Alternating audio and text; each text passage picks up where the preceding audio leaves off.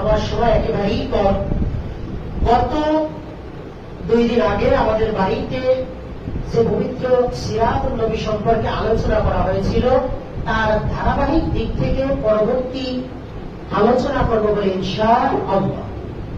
রাসূল করিম সাল্লাল্লাহু আলাইহি ওয়াসাল্লাম দুনিয়ায় আগমনের সাথে সাথে আল্লাহ রাব্বুল আলামিন যে রহমত দিয়ে পবিত্র মক্কার ভিতরে 360টা মূর্তি ছিল, তার দাদা আব্দুল মুত্তালিব তার পুত্র আব্দুল্লাহ দুনিয়া থেকে যখন তার 6 মাস পূর্বে ইন্তেকাল করলেন, তিনি যখন বাড়িতে এসে শুনতে পেলেন, তখনকার তো মোবাইল ইন্টারনেটের যুগ ছিল না, তিনি সফরে ছিলেন, তিনি বাড়িতে এসে যখন শুনতে পেলেন যে তার সন্তান সুদর্শন, 10টা সন্তানের ভিতরে সবচাইতে সুদর্শন পুরুষ ছিল আব্দুল্লাহ। কে ছিলেন? আব্দুল্লাহ। এই আব্দুল্লাহ দুনিয়ায় নাই, তার ফুটফুটে একটা সন্তান হয়েছে। তিনি এই খুশিতে তার সন্তানকে নিয়ে, অর্থাৎ আব্দুল মুত্তালিব তার নাতিকে নিয়ে মক্কার ভিতরে যখন যাবেন, কারণ তার মক্কার দায়িত্বে ছিলেন আব্দুল মুত্তালিব, তার দাদাকে আব্দুল মুত্তালিব তার দায়িত্বে ছিলেন। আল্লাহর নবীর দাদা আব্দুল মুত্তালিব তার নাতিকে কোলে নিয়ে যখন মক্কার কাবা ঘরের ভিতরে ঢুকলেন, তিনি দেখতে পেলেন মক্কার ভিতরে 360টা মূর্তি একেবারে সেজদায় অবনত হয়ে গিয়েছে। কি হয়েছে?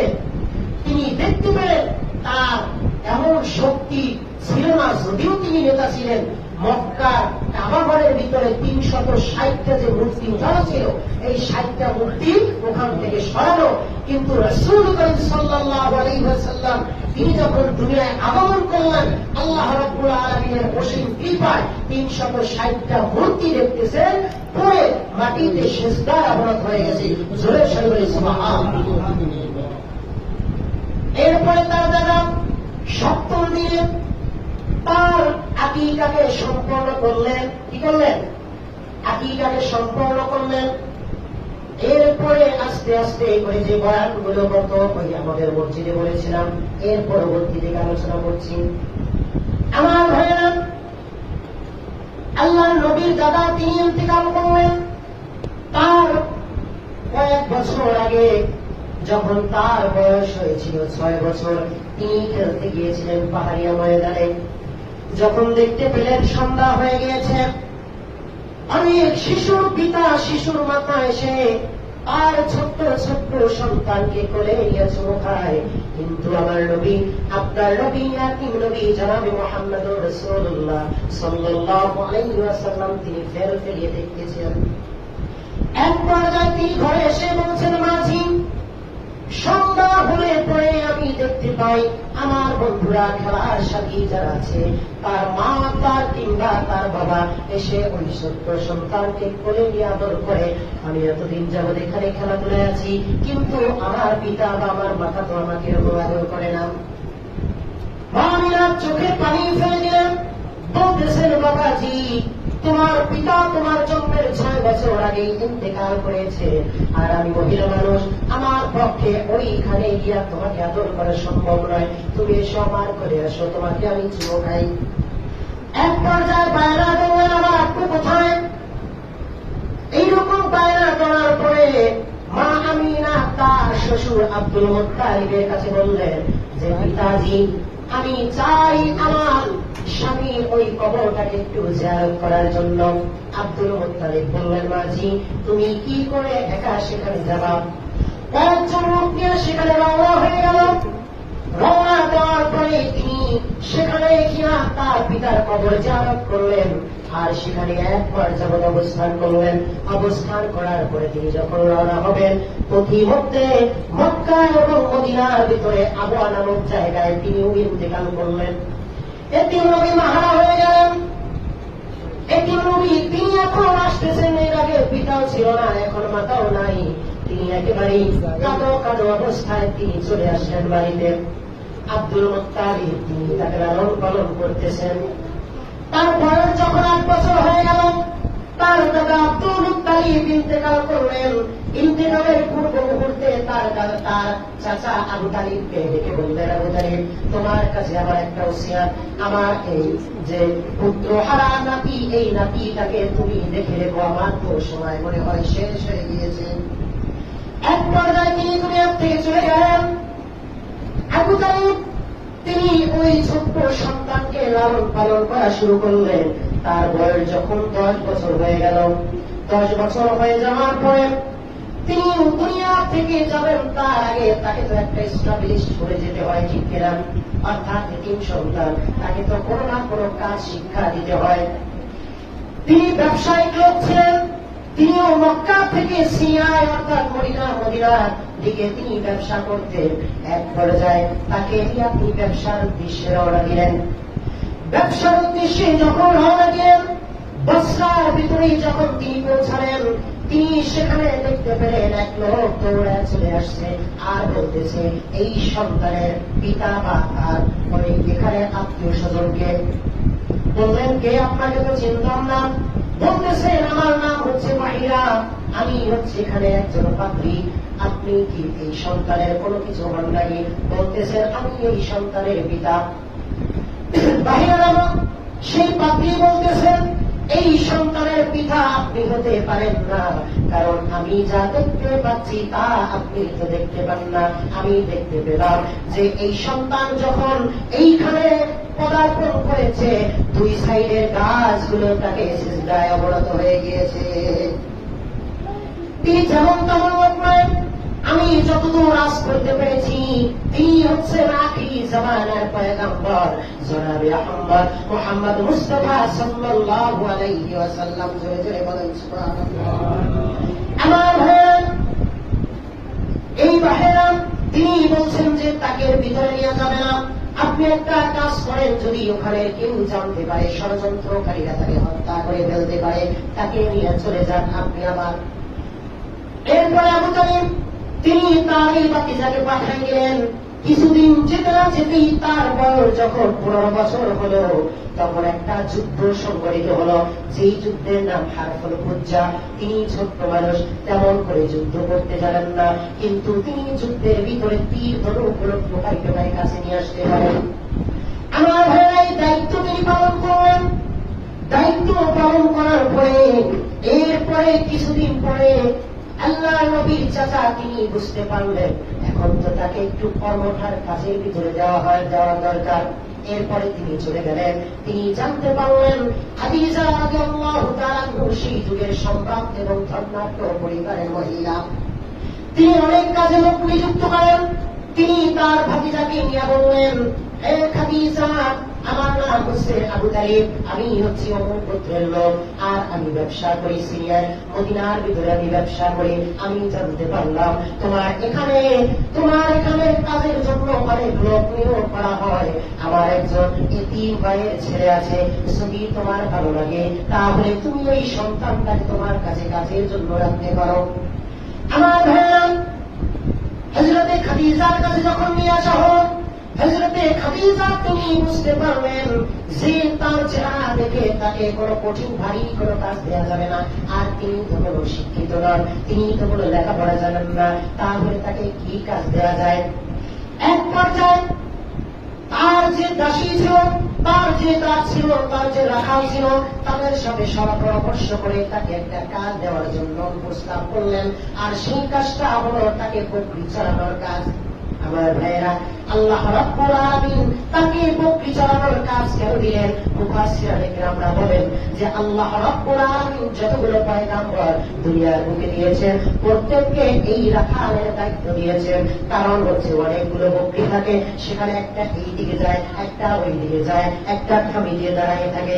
এইগুলোকে সোজা করার জন্য রাখাল সযুক্ত নিয়োজিত থাকে এবং তার চোখগুলোকে একেবারে সজাগ রাখতে হয়। কিন্তু আখির জামানায় এমন একজন পয়গম্বর দরকার, জনাবে মুহাম্মদ মুস্তাফা সাল্লাল্লাহু আলাইহি ওয়াসাল্লাম, তাকেও এভাবে কর্মরত হতে হবে। এই জন্য আল্লাহ রাব্বুল আলামিন তাকে বকরি চড়ানোর কাজে প্রথম নিযুক্ত করে দিলেন।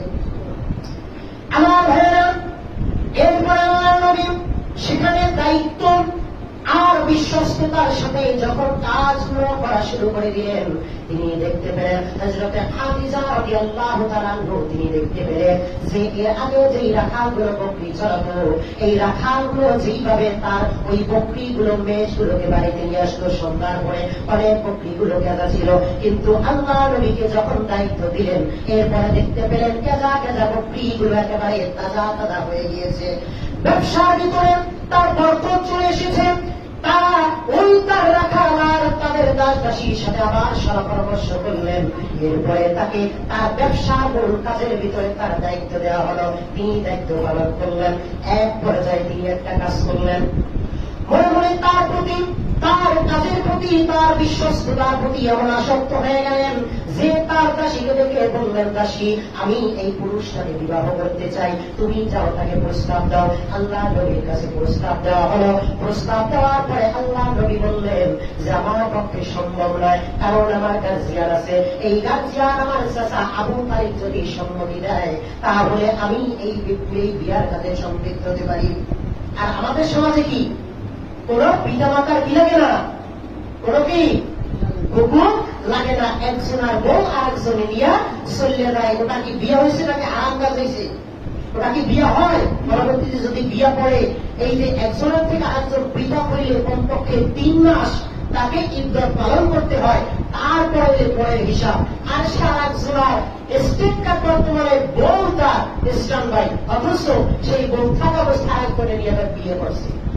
এই যে মৃত্যুর আগ পর্যন্ত যত সন্তান হবে, আমার সাউন্ড যতদূর যায়, মা বলে আপনারা শুনে রাখেন, এই সাউন্ডের ভিতরে কথাগুলো বুঝবেন, যে এর ভিতরে যে সন্তান হচ্ছে, যে বিবাহ সাথীতে যে আপনি স্বামী স্ত্রী মনে করতেন যে যতগুলো মিলন করতেছেন, সবগুলো ব্যভিচারের ভিতরে অন্তর্ভুক্ত হয়ে গেছে। আর একটা কথা না বললেই নয়, মহিলাদের নামাজ পড়ার সময় যদি একটা চুল 4 ভাগের 1 ভাগ বের হয়ে যায়, আর সে যদি নামাজ পড়ে, নামাজও কবুল হয় না। তাহলে পর্দার হুকুম, যেহেতু এটা আলোচনা এখানে না, এই জন্য আমি এতদূর যাব না, শুধু এতটুকু কথা বলে দিলাম। এই জন্য মা বোনদের জন্য যে সতর আছে, এই সতরগুলো ঢাকার চেষ্টা করবেন ইনশাআল্লাহ।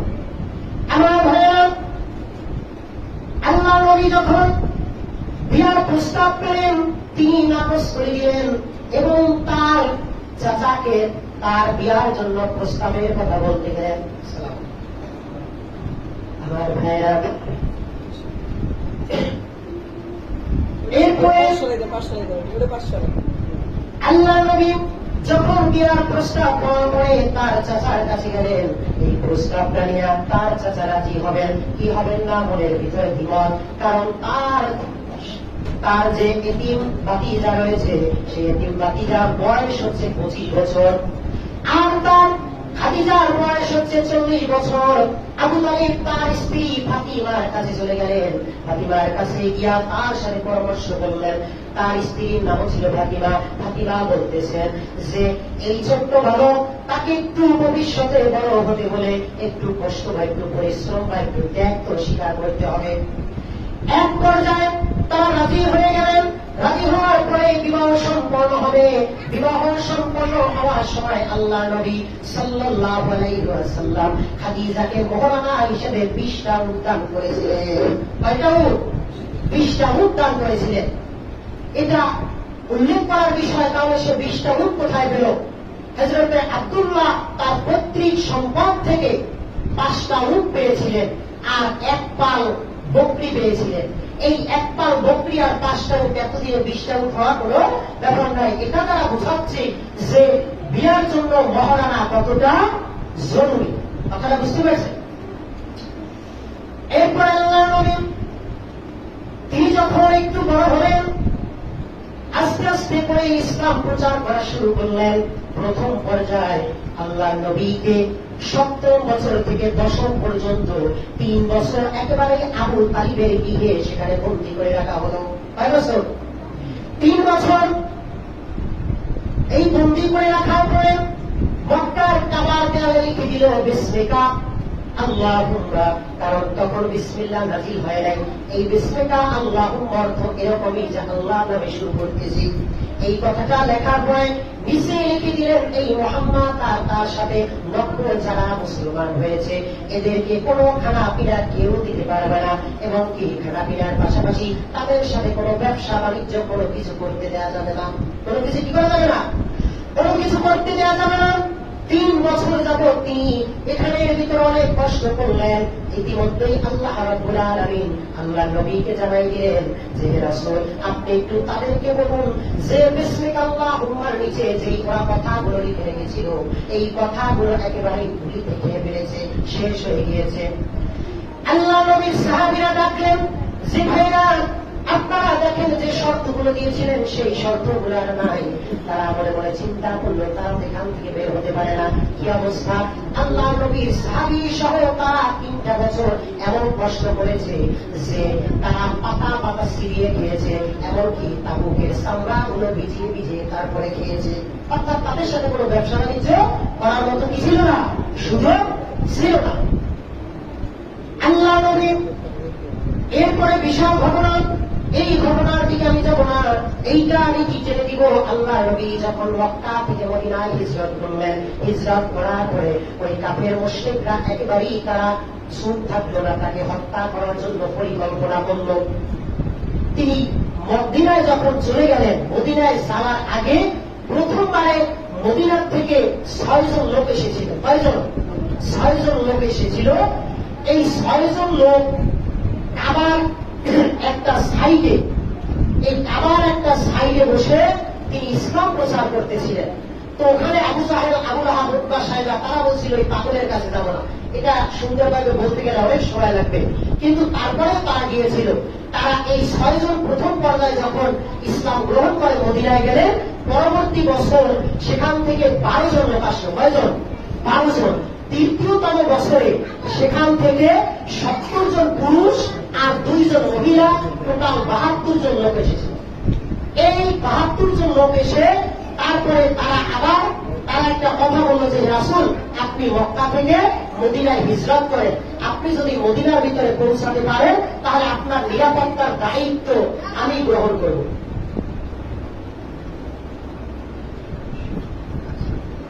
তো যাই হোক, তিনি কি বলল যে মদিনার লোক কি বলল, যদি আপনি মক্কা থেকে মদিনায় যেতে পারেন তাহলে আপনার মদিনার ভিতরে থাকা অবস্থায় আপনার জীবনের নিরাপত্তা কে নিব? আমরা গ্রহণ করব। আল্লাহ নবী সাল্লাল্লাহু আলাইহি ওয়াসাল্লাম তার এক ভাইরাকে সেখানে পাঠালেন। এরপরে তিনি মক্কা থেকে মদিনায় আল্লাহ নবী নির্দেশ করে আল্লাহ তাআলা আবু বকরকে নিয়ে সফর করা শুরু করলেন। মক্কা থেকে মদিনায় যেতে 15 দিন সময় লাগে, 12 দিন সময় লাগে। তিনি গুহার ভিতরে সেখানে 3টা দিন অবস্থান করেছিলেন। এই জন্য তারা মদিনার ভিতরে সেখানে থাকার পরে 12 দিনের পরে তারা পেরেশান হয়ে গেল যে আল্লাহ নবীর প্রতিমধ্যে কোনো অসুবিধা হয়েছে কিনা। এরপরে দেখলো যে 15তম দিন পাড়ায় গেছে, 12 দিন লাগে সেখানে 15 দিন পাড়ায় গেছে, তারা পেরেশান হয়ে গেছে। এরপরে এক লোক দেখতে পেল যে আল্লাহ নবী সাল্লাল্লাহু আলাইহি সাল্লামকে তার সফর সহ দেখা যায়। তখন তারা এটা পাঠ করল, বালাকাল উলা বিকামালিহি কাশাফাতু জাবি জামালিহি হাসানাতে জামিউল হিসানিহি সাল্লু আলাইহি ওয়া আলিহি। না, আমি একটু ভুল বলছি। طلع البدر علينا من سنيات الوداع وجب الشكر علينا ما دعا لله تعالى। এইটা তারা পাঠ করছিল, এবং রাসূলকে মারহাবা মারহাবা বলে মদিনার ভিতরে নিয়ে আসলেন। এরপরে যখন তিনি মদিনায় আস্তে আস্তে করে ইসলাম প্রচার করলেন, তার দায়িত্ব তাকে নিরাপত্তা দেওয়ার জন্য প্রতিটা দিন প্রতিটা রাত কয়েকজন লোক নিযুক্ত ছিল। নিযুক্ত থাকার পরে একদিন আল্লাহ রাব্বুল আলামিন তাকে একটা কোরআনের আয়াত পাঠাই দিলেন, আর কোরআনের আয়াত নাযিল করে দিলেন যে হে রাসূল, আপনি আজকে থেকে আপনার দায়িত্ব আমি নিয়ে নিলাম। আপনি যদি আমার একটা আয়াত প্রচার করতে বাকি রাখেন তাহলে না, যদি বাকি না রাখেন তাহলে আমি আপনার দায়িত্ব নিয়ে নিলাম। আমি কি করলাম? আপনার দায়িত্ব নিয়ে নিলাম। হযরত আয়েশা রাদিয়াল্লাহু তাআলা তিনি বললেন যে রাসূলুল্লাহ সাল্লাল্লাহু আলাইহি সাল্লাম তিনি এই তাঁবুর ভিতরে ঘুমানো ছিলেন, তিনি মাথাটা বের করে দিয়া বলছেন যে আল্লাহ রাব্বুল আলামিন এইমাত্র আমাকে নির্দেশ দিয়েছে যে আমাকে আর আপনাদের পাহারা দিতে হবে না, যার যে মতো ঘুমায় যান, যার যে মতো কি করেন ঘুমায় যান। এরপরেও তাদের তো মন তার একটু দূর থেকে একটু হালকা হালকা পাহারা দিচ্ছিল। এইদিকে ভণ্ডনবী মুসাইলাতুল কাজ্জাব, এই কাজ্জাব ভণ্ডনবী সে একটা লোককে নিয়োগ করলো, সে একটা লোককে কি করলো নিয়োগ করলো। এই লোকটাকে যখন নিয়োগ করলো তাকে হত্যা করার জন্য, তার এলাকায় অনুসারী ছিল 1,20,000-এর মতো, তার কথাই চলত। তো এই লোকটা মদিনায় চলে গেল রাসূলুল্লাহ সাল্লাল্লাহু আলাইহি ওয়াসাল্লামকে হত্যা করার জন্য। তাকে রাসূলুল্লাহ সাল্লাল্লাহু আলাইহি সাল্লামকে হত্যা করার জন্য এক পর্যায়ে ওই যে প্রহরীদের কাছে সে ধরা হয়ে গেল। ধরা খেয়ে যাওয়ার পরে তাকে একেবারে আটোসাটো করে খুঁটির সাথে বেঁধে দেওয়া হলো। বেঁধে দেওয়ার পরে রাসূল সাল্লাল্লাহু আলাইহি সাল্লাম এসে বললেন যে তুমি কি জন্য এসেছো? বলছে আমি আপনাকে হত্যা করতে এসেছি। রাসূল সাল্লাল্লাহু আলাইহি ওয়াসাল্লাম বললেন তুমি যদি আমাকে হত্যা করতে এসেই থাকো, এখন তুমি আমার কাছে কিরূপ ব্যবহার আশা করো? বলতেছে আপনি যদি আমাকে হত্যা করেন এটা হবে ন্যায় বিচার, আর যদি আমাকে হত্যা না করেন তাহলে আমি এমন এক কাজ করবো যেটা দেখে আপনার চোখ জুড়িয়ে যাবে। কি হয়ে যাবে? আপনার চোখ জুড়িয়ে যাবে। রাসূল সাল্লাল্লাহু আলাইহি ওয়াসাল্লাম কোনো কথা বললেন না, তিনি চুপ রইলেন। সেই দিন চলে গেল। পরের দিন রাসূলুল্লাহ সাল্লাল্লাহু আলাইহি ওয়াসাল্লাম তিনি আবার আসলেন, বলতেছেন তুমি আমার কাছে আজকে কি আশা করো? ওই লোকটা বলল ইয়া রাসূলুল্লাহ আমি আপনাকে হত্যা করতে এসেছি, আমাকে যদি আপনি হত্যা করেন সেটা হবে ন্যায় বিচার, আর যদি আমাকে হত্যা না করেন, আমাকে যদি ছেড়ে দেন তাহলে আমি এমন এক কাজ করব যেটা করলে পরে আপনার চোখ জুড়িয়ে যাবে। তৃতীয় দিন ফিরে এসে আবার জিজ্ঞেস করলেন, তৃতীয় দিন একই জবাব দিলেন। একই জবাব দেওয়ার পরে রাসূল সাল্লাল্লাহু আলাইহি ওয়াসাল্লামকে বললেন তার সাথীদের ওকে ছেড়ে দাও।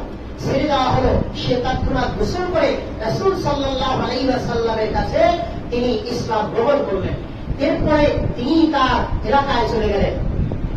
তিনি তার এলাকায় যখন ইয়ামামা না কোথায় একটু আমি নামটা মনে করতে পারছি না, সেখানে তিনি চলে গেলেন।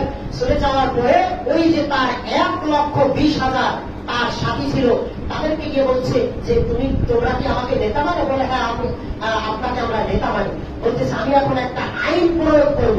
বলতেছে কি আইন? বলতেছে আমি রাসূল সাল্লাল্লাহু আলাইহি সাল্লামের হাতে হাত ধরে মুসলিম হয়ে গেছি, মুসলমান হয়ে গেছি।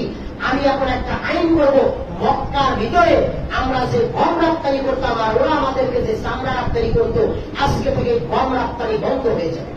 কারণ মক্কায় তখন কোন গম উৎপাদন হতো না, আর আমাদের মতো তো চাউলের তেমন ছিল না। এক পর্যায়ে যখন গম রপ্তানি বন্ধ করে দিল, আল্লাহ রাব্বুল আলামিনের কি প্রতিশোধ, কি কুদরত! তারা এক পর্যায়ে তারা ওই যে নিজেদের শরীরের পশম উঠাইয়া রক্তে ভিজাই ভিজাই খেতে বাধ্য হয়েছে। শুধু তাই নয়, তারা মরা পশু চামড়া হাবি সাবি খেয়ে খেয়ে তারা জীবন ধারণ করছে। এক পর্যায়ে আবু সুফিয়ান তিনি ইসলাম ধর্ম গ্রহণ করেন নাই, এটা ব্যাপক আলোচনা। তিনি রাসূলের একজন শ্বশুর। তো এই আবু সুফিয়ান তিনি তার একটা চিঠি নিয়ে রাসূল সাল্লাল্লাহু আলাইহি সাল্লামের কাছে গেলেন। বলতেছেন ইয়া রাসূলুল্লাহ আপনি তো দয়ার নবী, আপনি তো মায়ার নবী, আপনার কাছে একটা আর্জি নিয়ে এসেছি। আমরা হয়তো আপনার সাথে বেয়াদবি করেছি, কিন্তু আমাদের ছোট্ট ছোট্ট সন্তানগুলো তো আপনার সাথে বেয়াদবি করে নাই, বা এখন পর্যন্ত তারা বড় হয় নাই। আমরা তো মরে যাচ্ছি না কি, আর তাদের অবস্থা তো বেশি খারাপ। তাহলে আমাদেরকে একটু রহম করুন। আল্লাহ ওই যে বলছিলাম আমা আরসালনাকা ইল্লা রাহমাতাল লিল আলামিন, রাসূল হচ্ছে রহমত। তিনি এইরকম তখন তো কাফের ছিল তারা, তারপরেও রাসূল করিম সাল্লাল্লাহু আলাইহি সাল্লাম নির্দেশ দিলেন যে তাদের গম রপ্তানি আবার শুরু করে দাও। গম রপ্তানি কি করো? আবার শুরু করে দাও। তো যাই হোক আমার ভাইয়েরা, রাসূল করিম সাল্লাল্লাহু আলাইহি ওয়াসাল্লামের জীবনী থেকে যতটুকু আলোচনা করেছি আমি একেবারেই নগণ্য, আর আমি তো তেমন আলোচনা পারিও না। তো আল্লাহ রাব্বুল আলামিন আমাদেরকে রাসূল করিম সাল্লাল্লাহু আলাইহি সাল্লামের পূর্ণ আদর্শ এবং তার রিসালাত, তার দাওয়াতি কাজ আমাদেরকে পালন করার তৌফিক দান করুন বলে আমিন। ঈশ্বরের একটা কথা না বললেই নয়, রাসূল করিম সাল্লাল্লাহু আলাইহি সাল্লামের প্রতি পবিত্র কোরআন নাযিল হয়েছে কত বছরে জানেন? সুদীর্ঘ 23 বছরে। কত বছরে? 23 বছরে। তিনি মক্কায় ছিলেন প্রথমে 40, পরে আবার মদিনা থেকে এসে 13, টোটাল 53 বছর মক্কায়, বাকি জিন্দেগি কোথায়? মদিনায়। যখন কোরআন নাযিল হয়ে গেল তখন রাসূল করিম সাল্লাল্লাহু আলাইহি সাল্লাম তিনি বুঝলেন যে আমি এখন কোন এক মসজিদের ইমাম বা কোন জায়গার একজন ইমাম, আমার কথাগুলো যদি বাস্তবে প্রয়োগ করতে হয় তাহলে আমাকে আমার শাসন ক্ষমতায় চলে আসতে হবে। কোথায় আসতে হবে? কোথায় আসতে হবে? আল্লাহকে বলে আল্লাহ আমাকে শাসন ক্ষমতা দেন, আমাকে এই পৃথিবীর বাদশা বানায় দেন, আমাকে এমন ক্ষমতা দেন যাতে করে আমি যদি ইমাম থাকি, এই আমার প্রতি যে কোরআন নাযিল করেছে এই কোরআন যদি মসজিদে বসে বলি, তাহলে এমন যে বর্তমানে যে যুগ, এই যুগে এই কোরআন এক মাথা থেকে আরেক মাথায় পৌঁছাতে আর মুসলমান হতে অনেক সময় লাগবে। আমাকে কি করেন? আমাকে বাদশা বানাই দেন, তাহলে আমি এমন একটা আইন প্রয়োগ করব সেই আইন আল্লাহর কোরআন এবং হাদিসের আইন হবে বলে আলহামদুলিল্লাহ। আমাদেরকে বোঝার তৌফিক দান করুন। ওয়া আখিরু দাওয়ানা আলহামদুলিল্লাহি রাব্বিল আলামিন। আসসালামু আলাইকুম ওয়া রাহমাতুল্লাহি ওয়া বারাকাতুহু।